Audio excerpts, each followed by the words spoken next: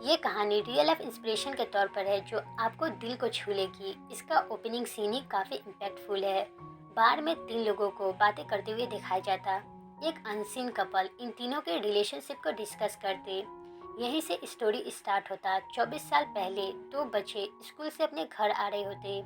नायोंग school में second I तो इस वजह से रो रही होती। हेसन नायन को समझाते हुए अपने घर चले जाता। दोनों बच्चे एक ही स्कूल में पढ़ा करते। दोनों एक दूसरे को काफ़ी पसंद भी किया करते। दोनों के रिश्ते के बारे में हमें उस वक्त पता चलता जब नायन की माँ नायन से पूछी, क्या स्कूल में कोई पसंद है? नायन कहती, हाँ, हेसन। मैं हेसन को पसंद करती। मैं उसे बड़ी होकर उसे शादी करना चाहती। नायन और हेसन को बाहर में लेकर आया जाता। दोनों बच्चे साथ में खेलते। दोनों के पेरेंट्स बातें भी करते। नायन की माँ बताती, हम अब कोरिया से जल्द ही इमिग्रेशन करने वाले। हेसन की माँ कहती, सब कुछ तो ठीक चल रहा, तो कोरिया छोड़ने का वजह क्या है? तो नायन की माँ कहती, कुछ पाने के लिए कुछ खोना पड़ता तो कोरिया छोड़ना ही पड़ेगा। अब कोरिया में नायन का आखिरी दिन दिखाया जाता। नायन स्कूल आती। नायन हेसन दोनों एक दूसरे से बात तक नहीं करते। घर आते वक्त हेसन नायन को अपना ख्याल रखने को कहता और यही कहते हुए वहाँ से चले जाता। दोनों एक दूसरे को पसंद करते बट ना चाहते हुए गुड बाय करना पड़ता। नायन टोरंटो शिफ्ट हो जाती। नायन अपनी नाम चेंज भी कर लेती जिसका नाम नोरा रखा गया। 12 साल बाद हेसन मिलिट्री सर्विस भी पूरा कर लेता। वहीं नोरा न्यूयॉर्क शिफ्ट हो गई। अपने राइटिंग कोर्स पूरा करने लगी। एक दिन नोरा अपनी पुरानी फ्रेंड के बारे में पता लगा रही होती कि वो सब अब क्या करते। बचपन में नोरा एक लड़के को डेट कर रही थी। उसका नाम नोरा भूल चुकी तो नोरा माँ से उसका नाम पूछती। हेसन का नाम जैसे ही पता चलता है तो नोरा फेसबुक पर सर्च करने लगती जहाँ पर उसे हेसन के नाम से एक प्रोफाइल मिलता। हेसन सोशल मीडिया पर नायोन नाम की एक लड़की को खोज रहा तो ये देखकर नोरा हेसन को फॉलो करते हुए मैसेज करती, हेसन, क्या तुम्हें नायोन याद है? मैं नायोन जिसे तुम ढूंढ रहे। हमें हेसन को दिखाया जाता जो अभी तक 12 साल बाद भी अभी तक नायन को भूल नहीं पाया। हर वक्त नायन के बारे में ही सोचा करता। वही नायन वक्त के साथ हेसन को भूल चुकी, यहाँ तक कि उसे हेसन का नाम भी याद नहीं। रात भर पार्टी करने के चक्कर में हेसन नायन का मैसेज नहीं देख पाता। सुबह सुबह आँख खुलती है तो नायन का मैसेज दिखता।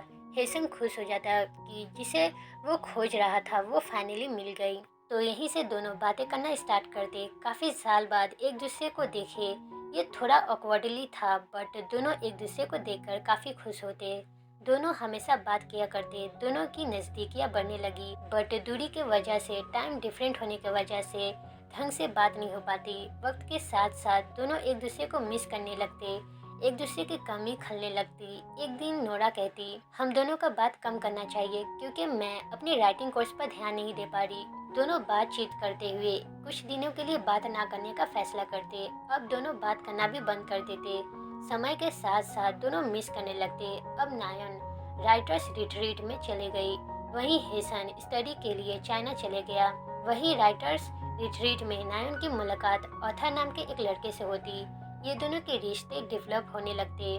नायन ऑथर को इंडियन के बारे में बताती जिसका मतलब पास्ट लाइफ या फिर फेथ है। नायन बताती, कोरिया का मानना है, कोरिया के लोगों को मानना है जब हम लाखों की भीड़ में किसी से टकराते हैं तो उनका कहीं ना कहीं पास्ट लाइफ से कनेक्शन होता। इसी को इंडियन कहा जाता।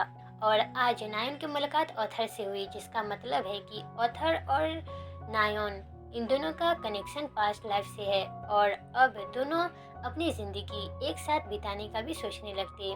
और यहीं से नायन हेसंग को पूरी तरह से भूल चुकी। वहीं चाइना में हेसन को दिखाया जाता जिसकी मुलाकात एक लड़की से होती। ये दोनों भी एक दूसरे को डेट करने लगते।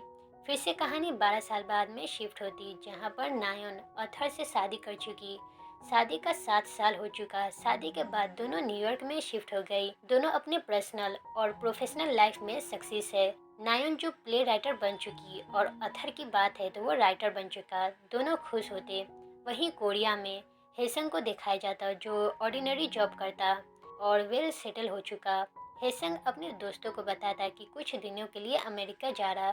दोस्त हेसन से कहने लगता, कहीं तुम नायन से मिलने तो नहीं जा रहे? तो हेसन कहता, नहीं तो, इसका शादी हो गया तो वो अपनी लाइफ में आगे बढ़ चुकी और खुश है, तो मैं सिर्फ घूमने के लिए जा रहा। हेसन अब अमेरिका आ चुका है। हेसन सबसे पहले नायन से मिलता। दोनों एक दूसरे को देखकर खुश होते।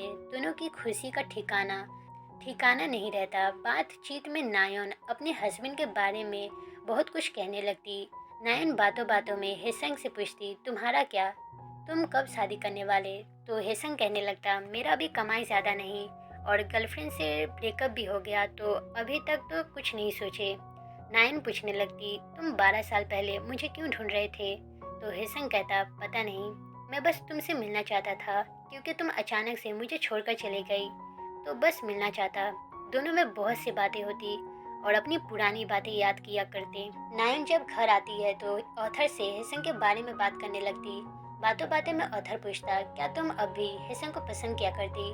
तो नायन ना कहती क्योंकि वो पास था।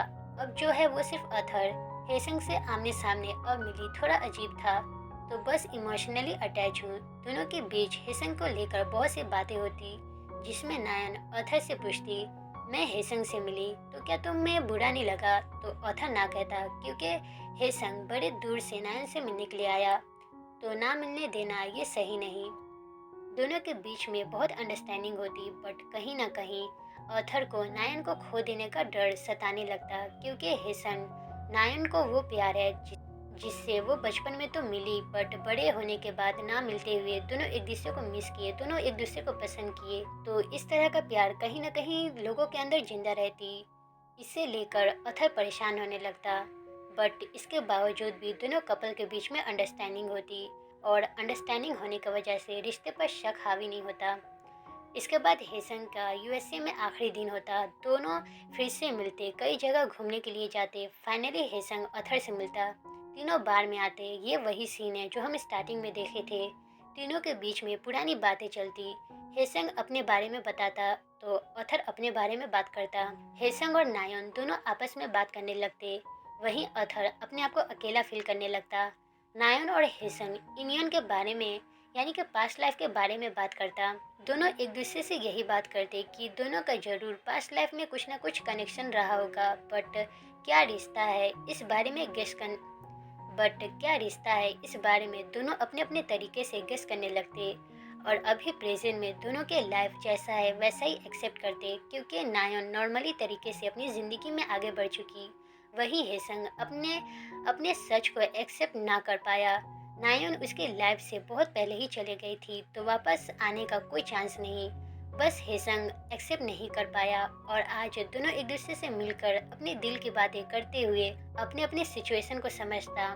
नायन इसके बाद कुछ देर के लिए वॉशरूम चली जाती, तो हेसंग ऑथर से माफ़ी मांगता क्योंकि नायन और हेसंग अपने में बिजी हो गई, इसलिए माफ़ी मांगता। दोनों लड़के एक दूसरे से अच्छे से बात करते।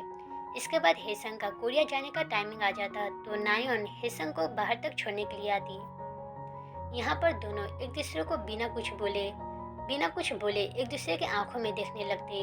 इन दोनों को देखकर ऐसा लगता कि दोनों एक दूसरे से कुछ कहना चाहते, बट वो बात कह नहीं पाते। जैसे ही कैब आता है तो हेसंग बाय कहता। हेसंग नायन कहकर पुकारते हुए पूछता, हमारे नेक्स्ट जन्म में हमारा रिश्ता क्या होगा? तो नायन कहती, मुझे नहीं पता। तो ये सुनकर हेसंग अपने रास्ते निकल जाता। वहीं नायन घर आते हुए ऑथर को सामने देखती।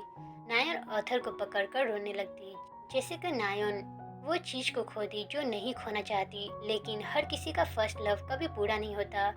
सो यही देखते हुए नायन अपने हस्बैंड के साथ घर के अंदर आती। वहीं हेसंग एयरपोर्ट जा रहा होता, जो अपने लाइफ से अपने पास्ट लाइफ यानी कि नायन को भुलाकर आगे बढ़ने का सोचा। और यहीं पर ये इस मूवी का एंडिंग होता। फर्स्ट लव कभी पूरा नहीं होता, बट उसका इमोशन, उसका फीलिंग हम कभी भूल नहीं पाते। हम जब अपने सामने अपना वो प्यार को देखते जो कभी पूरा नहीं हो सकता, उसे देखकर इमोशनल तो होते, बट जो रियलिटी है उसे एक्सेप्ट करते हुए आगे बढ़ने का डिसाइड करते। सो यही चीज़ हमें इस मूवी में दिखाया गया। तो अगर ये मूवी अच्छी लगी हो तो लाइक और कमेंट करके ज़रूर बताना, और चैनल पर नए हो तो सब्सक्राइब भी ज़रूर कर दे। तब तक के लिए थैंक यू फॉर वॉचिंग।